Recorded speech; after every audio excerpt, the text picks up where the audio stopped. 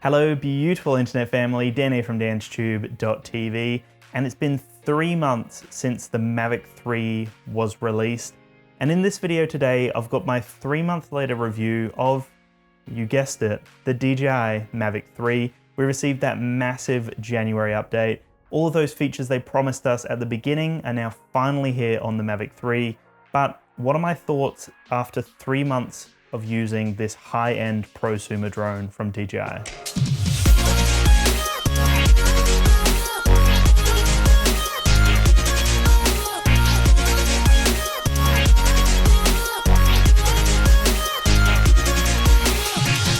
This is the Mavic 3 here, and if you want to pick up the Fly More combo, which I would highly recommend for any drone you consider from DJI, the Fly More combo just gives you the best bang for your buck. But the Mavic 3 Fly More combo with the batteries, the bag, and all of those accessories, that will set you back 4,200 Australian dollars. So it's not a cheap drone, and I want to make sure that the people out there that are still undecided, still trying to figure out whether it's worth their time and worth their money, that's what I want this video to really cover. It's 3 months of me testing this drone, you know, from the ground up, like testing all the new features that come out, showcasing everything that it has to offer, and just flying it at every kind of opportunity I have. I've really kind of compiled my thoughts on this drone, and hopefully this video will help you make the right decision. So this is the bag. Now, I can barely fit it in the frame, but this is the bag you get with the Fly More combo. It actually doubles as a backpack as well as just like a carry-on bag if you were to take it on a plane, or you just wanted to kind of, you know, grab it, chuck it in the car and just leave it set up like this, or you can set it up as a full backpack. It's got even more storage in there. It's honestly the nicest DJI bag that I've seen. This has been designed really nicely. It's a high quality bag that will actually protect your asset. You know, $4,200 for a drone. You want to make sure it's well and truly protected and well and truly safe. This thing is amazing. My girlfriend actually accidentally dropped the bag on the floor, and it's so well padded, just had no issues. The drone itself had no damage on it. This bag is really well designed, and that's how you want it to be. It needs to secure your drone and make sure that nothing inside is going to get damaged. This is the drone when you get it out of the bag and it's in your hand. It's got a fully enclosed protective system here. Normally you just get a gimbal cover that literally protects the gimbal and the camera system. It's got that, and it's well and truly secure in there. It doesn't move too much. You can turn the camera a little bit, but overall, like, it really does secure everything in there. And then even the propellers, like the motors are tucked in, they're fully protected there behind that kind of hard plastic, and everything's tucked underneath. So the propellers aren't loose, they're all nicely tucked in. And then you've got a magnetic strap that literally holds everything together. Really intuitive system, easy to undo and put back on again, and something that I actually grew to love. I love the fact that it's fully secured. Even the propellers and the camera system, the motors, everything's just nicely protected here. The first thing you'll notice with the Mavic 3 is obviously this massive camera system on the front. So this was such a big surprise when it kind of got announced to everyone and leaked to everyone. We were all very surprised that a dual camera system had been achieved on a folding drone.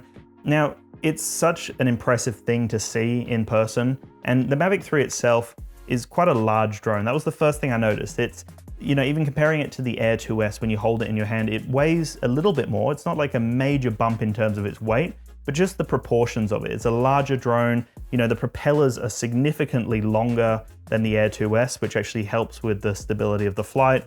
You know, the arms are very long. The overall, you know, drone as you fold it out has quite a big presence on the floor, even comparing it to an Air 2S, which is still quite a large prosumer drone. You know, it's like not a mini drone by any means, but the Mavic 3 definitely has a lot more presence and a lot more, I guess, of a footprint when you unfold it on the ground. Everything from the motors to the longer propellers here, and even the aerodynamics of the actual drone itself, how it's designed with the scoops and, you know, all the air intakes and everything we've got going on here, all these grills. It does make a difference in terms of creating a new appeal, a new look, because DJI have kind of gone for that standardized look time and time again. For the last however many years, we've seen pretty much the exact same design, but in different sizes. Now, it's nice to see something slightly redesigned here. It still feels like a Mavic drone, still looks very much like a Mavic, but it's slightly different. You know, it's got a bit more of character to it. It's got some curves, it's got some hard edges, it's got some scoops. It's obviously got like significantly more obstacle avoidance sensors everywhere, and it's a noticeably different drone, which is really exciting. It's something that I felt DJI were losing a little bit of that character, and it was just becoming a standardized thing, but it's really cool to see that back. But with all of these new sensors, the camera system, obviously just the larger body, it needed to have a design rehaul. And even though it's not majorly different, it still looks similar. It's got a distinct look to it. And one of my favorite things, one of the things they finally addressed, is with these front legs. So you'll see that they're actually angled down, and that means that the camera has just a little bit more clearance off the ground. And really, if you've flown drones before, you'll know, unless you have a landing pad, that's one of the most common things. The camera just sits in the grass or it sits in the dirt. There's no clearance, it's so low to the ground. But to have just a slight angle, an angle down on both legs at the front, it really does prop it up enough to allow you to just take off from grass. You know, you don't have to worry about having a landing pad or finding concrete. It actually does give it significant clearance, and that's something I really did appreciate. The next thing that I mentioned just before, at the beginning of the video, is the longer propellers, the redesigned motors, and just the overall design. Now, this is actually made for a significantly better flight experience in terms of its stability and how it handles the wind, especially since the recent update that we got, that firmware update that fixed some of the bugs and issues that I was actually having with like obstacle avoidance and some of its flight performance. But now in its current state, it does an awesome job. Like, it really does handle any condition perfectly. And I've never had a moment of like fright or worry. It just handles every condition just to a T, perfectly. The other thing to mention is obviously the battery. It's a massive battery system. It weighs quite a lot, as you could imagine, and it gives you 46 minutes of flight time. You're probably getting 40 minutes, maybe 38 minutes. But when I actually flew this drone, having those additional like 10 minutes of flight time, or 12 minutes, sometimes 15, depending on how you're flying, it really does make the world of difference. There were so many times where I was almost conditioned to go, all right, I should probably return the drone right now. It's probably getting close to the point because I'm just used to it. I've flown drones that have a 30-minute quoted flight time for so long now, and to have a 46-minute quoted flight time, it just makes such a big difference. And the amount of times I'd look at my controller and go, well, I've still got 60% or 50%. I can still fly for another 10, 15 minutes.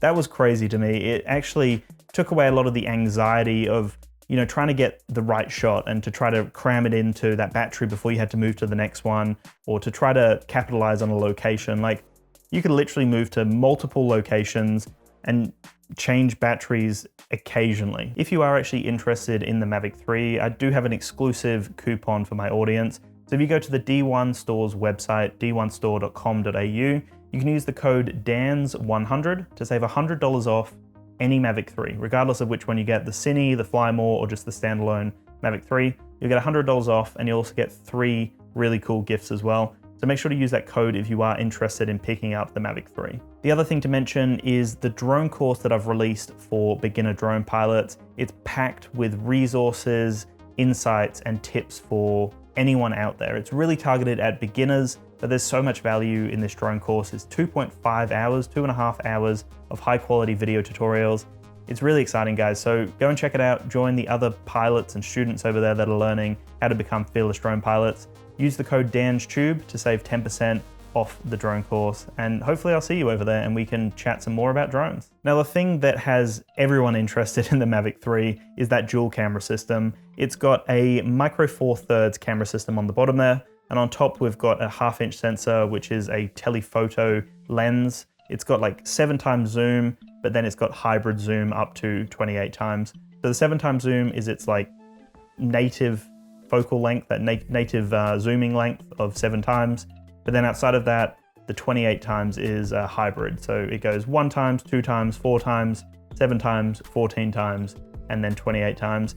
Very interesting to see with the recent update, they actually improved the sharpness of the like higher magnifications up at 14 and 28 times. They improved the sharpness of that image, which is really cool.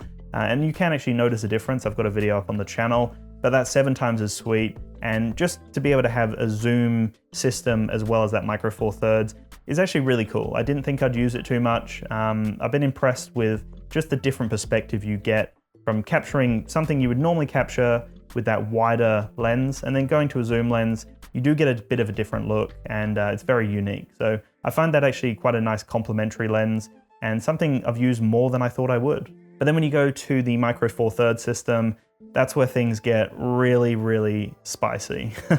It's a great camera system. Honestly, like, it's so crazy to see the quality from this drone. When you capture that 5.1K or even the 4K footage, it's just so sharp, crispy. The dynamic range is fantastic and everything just looks amazing. Like, the footage is phenomenal. I haven't captured anything that I've been just disappointed in. Even, you know, when I've gone like a low light setting, when it's extremely overcast or there's like no sun, because it's such a large lens, like you're allowing so much light in it, and you can obviously adjust that aperture. So it just does great in any lighting condition, and it really does pop. That color, the image is great. So that's where it's really worth the extra money. Now, if you're comparing it to the Air 2S, which I've done a video on, it's definitely better. It's slightly better. If you've already got an Air 2S, it's hard to recommend something that's like a slight improvement here, where the Air 2S is just phenomenal. You know, if you've got a Mavic Air 2 or even the Mavic 2 Pro, one of the mini drones, then this is gonna be a big upgrade and you're gonna absolutely love it. But I feel like if you're an Air 2S user, you might just be a little bit disappointed, because even some of the offerings here aren't significantly different from the Air 2S, which I'll get into very soon. You are getting the same controller design, the same system here as the Air 2S and the Mini 2. It's a great controller design. I'm not mad about it. It does a great job. You do get the OcuSync 3 Plus with the Mavic 3. So that gives you 15 kilometers of range. So you are getting like the best range options on the Mavic 3. You're getting the best battery, you're getting the best range, you're getting the best camera system, and you know, every sensor in the book, like the sensors are everywhere. It's literally omnidirectional. So yes, the controller is pretty much the same, besides the fact that it's using that OcuSync 3 Plus technology. Same design here, nothing exciting and new. It's just a great controller that works. And then when we come back to the drone itself, as I mentioned before, the omnidirectional obstacle avoidance. So there's sensors everywhere. In every single direction, there are sensors. And the fact that it's more of a fisheye sensor, like it's more of a kind of dome look to it, it gives it a larger field of view. So that means that you don't have to have the sensors on top, for example, because it's such a wide field of view. It can actually create, you know, we've got them on the back here that are flat and dished, so they just get the whole view. So it's literally a full obstacle avoidance system. One thing I did notice though was when the drone initially came out, it did feel a little rushed. Obviously we didn't have most of the features initially, but the obstacle avoidance just felt, I don't know, it just didn't feel like polished 100%. I had a few issues with it being a little bit touchy, like if it noticed something, it would kind of dart back and moved in weird ways. But since the recent update, I can definitely report it's a lot calmer. But yeah, the obstacle avoidance works great now. The active track is great. All those tracking modes I tested in a previous video are great. The one thing I do have to say though, which still I don't understand, I've tried to figure this out for the life of me. For whatever reason, that directional tracking, where you can actually track from different directions, does not work for me at all. I've tried so many things. I've gone on different forums and groups and searched Google to see if anyone else has experienced a similar thing. There's not many people, like no one's reported it that I could see. I seem to be the only person who's experiencing it for some reason, and I thought the recent firmware update would have fixed it. I was gonna head out and do a video on that specifically, but it still isn't working for me, so I might have to try something else here. But just keep that in mind, maybe that's a bug. I mean, by the time you get the drone, it'll probably be fixed. But that's a feature that I was excited about, they were pushing, selling it as a new offering. Just doesn't work for me though. The recent update for the Mavic 3 brought all of the features that we were waiting for, and that's kind of why I wanted to revisit the Mavic 3 now, that we've got quick shots, we've got active track, we've got hyperlapse, panoramas, burst shooting, all these features. It's finally like a fully finalized, polished product, and it's beautiful. Like the offering is great. There are so many little nuances within the settings, and you can really customize the experience. And the fact that with the recent update, they added things I wasn't expecting them to add. Like now in the video mode, we've got zooming options, which is just obviously going to be digital zoom. You've got 1x and 2x, just a nice offering. The fact that they sharpened the zooming options for the explore mode is really nice. The fact that they've added different things like that directional tracking, you know, that's something I wasn't really expecting, but was hoping for. the directional tracking now for the active track mode, even stuff like with the master shots, you can now capture 4K 60, where previously it was 4K 30, just things like that, like little quality of life things. They've also added like a bunch of features, and there's just so many options. It's overwhelming how many options there are, which is great. You want that, you know, you don't want to be underwhelmed with a high-end expensive drone. So the fact that there's so many things to explore, for someone that's just going to pick up the drone, you're going to love it. There are so many options to test and play with. The quick shots work really well. You know, the hyperlapses just look great. The fact that you can actually set waypoints now and create a dynamic hyperlapse. That was something we saw with the Air 2S, but it works really well with the Mavic 3 as well. And it's just really cool. Really cool to see a drone that just has everything you need and is so powerful. Really, if you have the money and like, let's say you're in the commercial space and you're in like real estate, or you do video work for a company, or maybe you want to get into that space, the Mavic 3, if you've got the money, if it's like money isn't a problem to you, then the Mavic 3 is really everything you need. It's one of the most stable flying experiences I've ever had, period, in terms of how it handles the wind and how it maneuvers. Those early stages when I first got the drone, I was a little skeptical. It was a little bit, didn't feel finished, polished, but now where it's at is perfect. And by the time you get the drone, more updates will come out and it'll become even more stable and reliable. It just does a great job of handling any wind condition. Like I said, with the camera, the fact that it can handle really any lighting condition as well is beautiful. The fact you've got that battery life, so again, any condition, any environment you're in, the drone's gonna handle it for you. It's always gonna have your back. And that's what I love about the Mavic 3. But then outside of that, you know, you really need to consider your needs and why you're getting the drone. It's a very expensive drone if you're not gonna be using it for any sort of commercial work. Not that that's a problem. You know, if you do it for fun and you've got the money, that's fine. If you're, you know, an avid hiker or a mountain biker or something where you think you're gonna benefit from a higher end drone that's gonna be more reliable at tracking you and avoiding obstacles, you know, the Mavic 3 is the pinnacle. It's the peak right now of DJI prosumer drones, besides the Inspire, but that's quite an expensive drone. So I think it really does depend on your needs. The Air 2S is such an amazing drone. If you don't want to spend that extra money, look into the Air 2S before you consider the Mavic 3. But it's cool to see the little nuances and the little quality of life improvements that DJI have put into the Mavic 3. It really is a phenomenal drone, and it's only getting better with these updates. Like, these recent updates have definitely made me fall in love with it again a little bit more with these additional offerings, these additional features.